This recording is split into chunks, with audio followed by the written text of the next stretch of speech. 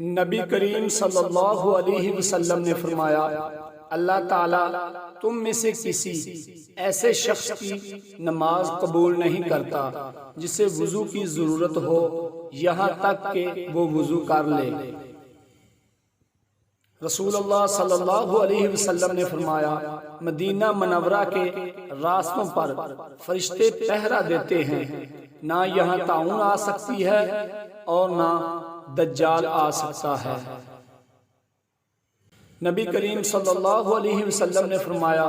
قیامت قائم نہ ہوگی یہاں تک کہ ایک شخص دوسرے کی قبر کے پاس سے گزرے گا اور کہے گا، کاش میں اسی کی جگہ ہوتا۔ نبی کریم صلی اللہ علیہ وسلم نے فرمایا، دجال آئے گا اور مدینہ کے ایک کنارے قیام کرے گا، پھر مدینہ 3 مرتبہ کانپے گا اور اس کے نتیجے میں ہر کافر اور منافق نکل کر اس کی طرف چلا جائے گا۔ رسول اللہ صلی اللہ علیہ وسلم نے فرمایا، جب اللہ کسی قوم پر عذاب نازل کرتا ہے تو عذاب ان سب لوگوں پر آتا ہے جو اس قوم میں ہوتے ہیں، پھر انہیں ان کے اعمال کے مطابق اٹھایا جائے گا۔ نبی کریم صلی اللہ علیہ وسلم نے فرمایا، اچھے خواب اللہ کی طرف سے ہوتے ہیں اور برے خواب شیطان کی طرف سے، پس جو شخص کوئی برا خواب دیکھے تو اپنے بائیں طرف کروٹ لے کر 3 مرتبہ تھو تھو کرے اور شیطان سے اللہ کی پناہ مانگے، وہ اس کو نقصان نہیں دے گا اور شیطان کبھی میری شکل میں نہیں آ سکتا۔ رسول اللہ صلی اللہ علیہ وسلم نے فرمایا، کسی نیک آدمی کا اچھا خواب نبوت کا 46واں حصہ ہے۔ کچھ لوگوں کو خواب میں شب قدر رمضان کی 7